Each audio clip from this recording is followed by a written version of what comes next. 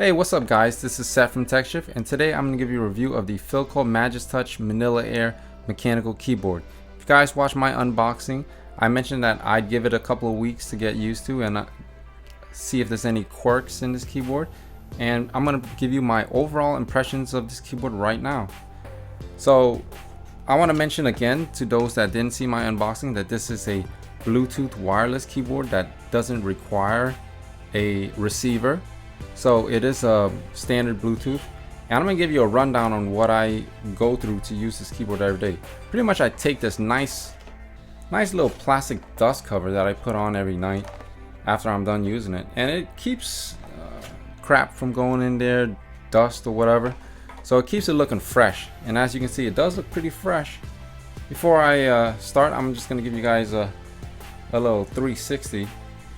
Give you guys a look around. You got nice rubber pads right here. These feet right here can give it a slight elevation, which is about, I would say, half an inch. It's not really that much, but it does angle it towards you a little bit. I don't use these at all, so I'm going to put them down.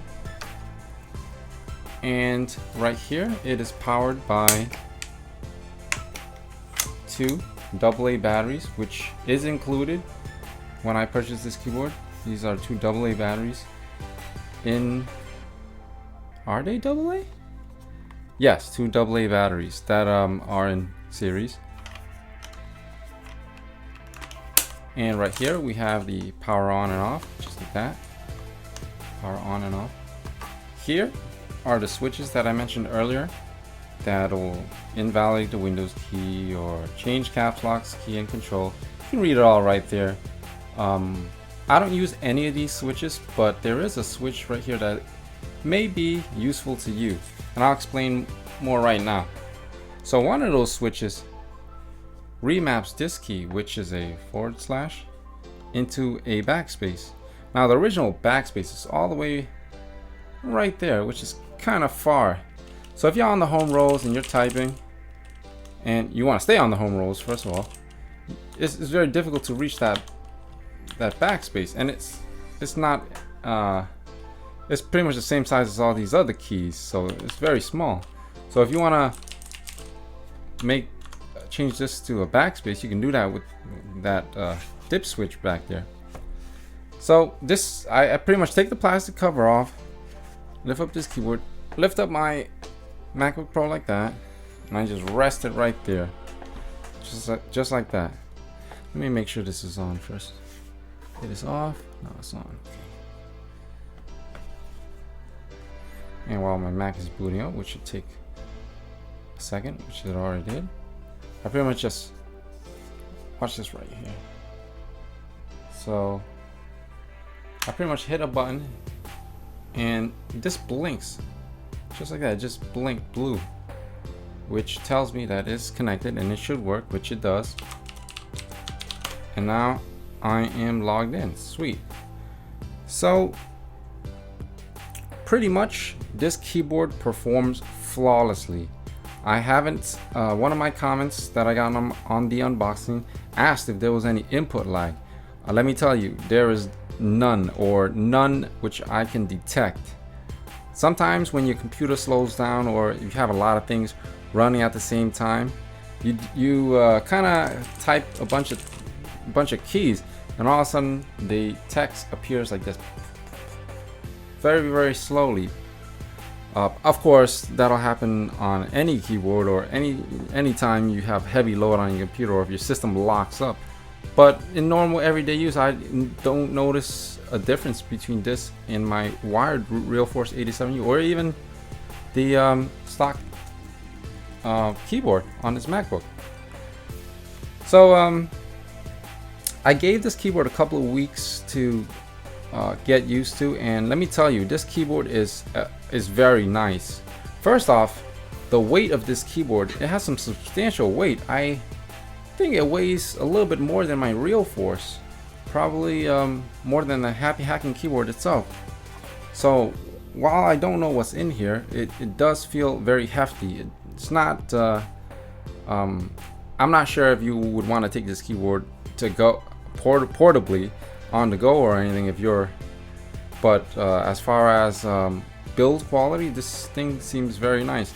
It is made of plastic, and it is not rubberized, but it is slightly texturized from the molding, I guess.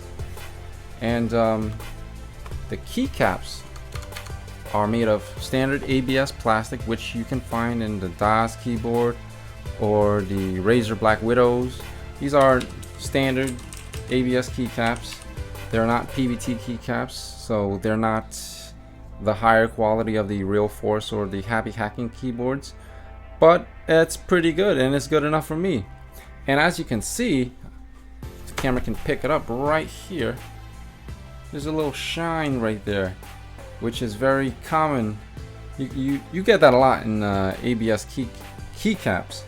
Shine right here, shine right here, shine right. I try to keep my hands pretty clean, but after lots of typing, you kind of develop these shiny, they call it shiny key syndrome, which are basically like little spots where your hand meets the keyboard, and it develops these I guess kind of ugly stains, which I'm going to clean up afterwards, but just I guess just show you that I have been using the keyboard.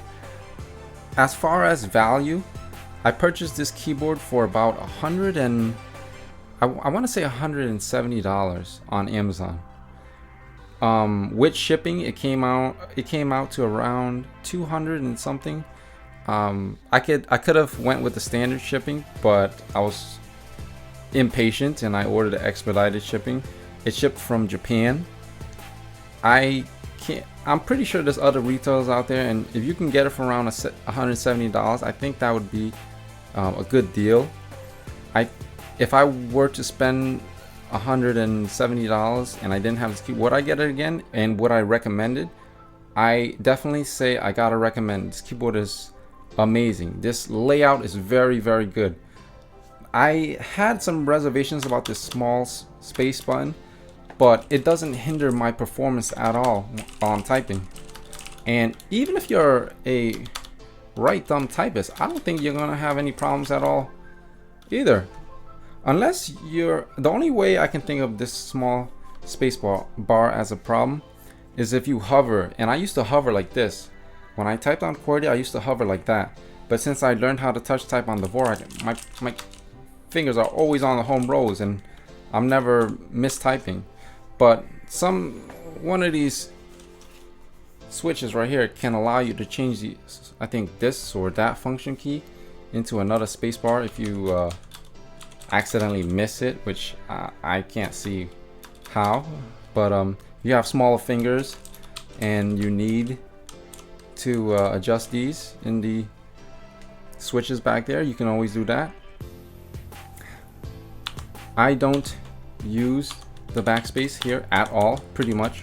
I use it right here because I remapped it. From the software side, I remapped caps lock as backspace, and if you don't, I suggest that you do, because rarely do we ever use caps lock, and if you have caps locks on, it's usually by accident or you're shouting on the internet, which you shouldn't do anyways.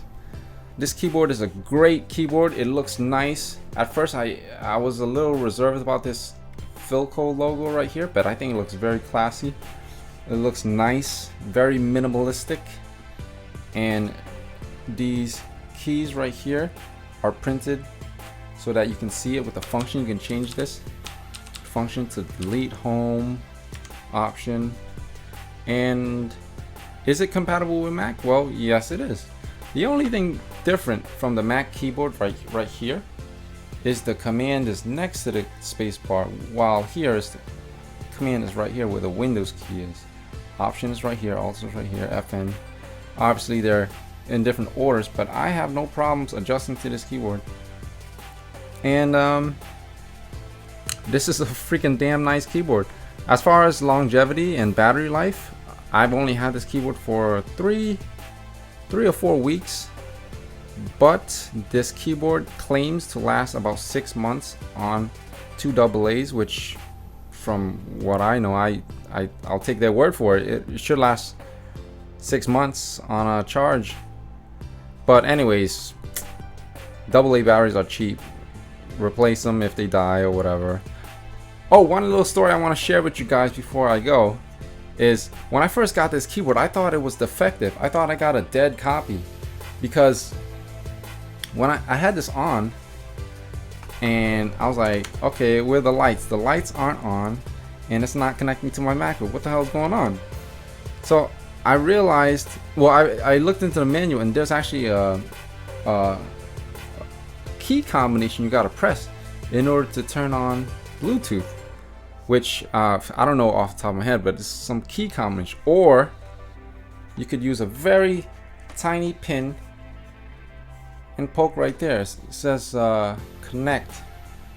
I'm not sure if you can get it in focus. It'll say connect, and there's a button, a green button that you can press right there, and it'll do the same function, of course, without the key combination. But I was about ready to return this thing or email the seller, tell him what's wrong, send me a dead copy. But anyways, I got that in order and I'm very happy with my purchase. If you are looking to get this keyboard, let me know if there's any other competitors out there. I know there's a competitor out there that is a very similar, not a very similar style, has a very Mac-like style, which is I thought it would be nice, but I looked at it and it kind of looked ugly. So I decided to get this keyboard, and let me tell you, I am very happy. This is a freaking fantastic keyboard. It has served me well. And you know what? It frees up my USB slots. That was pretty much one of the main reasons I got this keyboard, was because I can freely use my trackball, which they don't make wireless trackballs anymore. I mean, they make a wireless trackball that is the thumb one, which I got, but that one is like dying, and that is probably like a 10-year-old design, which I wanted to see an update on it. But that one used a receiver that connects to the USB, which kind of defeats the purpose of what I want. Is I don't want it just for wireless. I want to free up USB ports. So this freed up a USB port right here for my trackball, and right here I would normally connect this to my external hard drive, which I use to edit videos with, and now I don't have to type on this shitty keyboard. I mean, for a laptop, these keys are okay. The travel and the throw is not very far, but hey, look, it's backlit. Wow. I mean, oh yeah, that's one thing I gotta mention. This is not backlit, and I don't know if that's a big deal for you guys, but personally I don't like, or it doesn't make a difference to me whether these keys are backlit or not,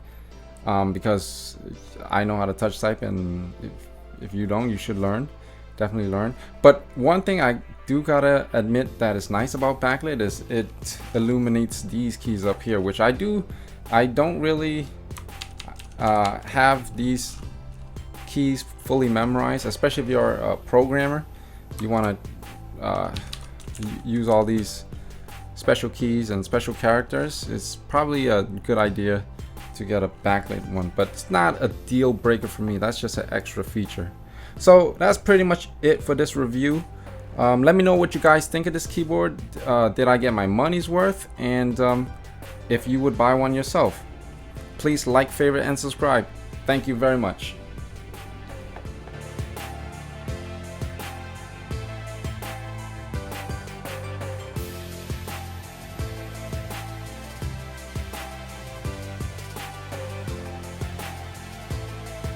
Mm-hmm.